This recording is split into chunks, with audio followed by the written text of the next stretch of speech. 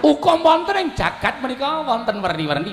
Hukum alam, hukum adat, hukum ing negara, hukum karma wonten sekawan. Hukum adat menika hukum ing saged dipun wakili. Contone menawi wonten satunggiling desa ingkang dipun sranani kudu mbleh kebo lan sak piturute. Ning saka pintering menungsa, kebo mau ora wujud kebo, ming dienta kaya wujuding kebo wis sak. Hukum ing alam menika panasing srengenge, menungsa iso gawe omah, menungsa iso kalih saka panasing srengenge. Menika iso diwakili. Hukum negara jaman sakmenika saya meneh. Anggere duwe duit mongko iso omong sing apik. Saya nek iso ndublak cangkeme sing don mradata niku nganggo duit. Niku saya ora bakal kena pahukuman. Nika hukum negara. Ingkang pungkasan hukum karma. Menika hukum ing tumindak.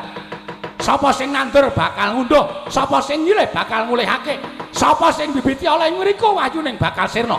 Adi guru sampun nandur pakarte ingkang boten sae. Adi guru sampun tumindak ingkang boten sae. Menawi wonten menapa-menapa ingkang manduk wonten ing kayangan.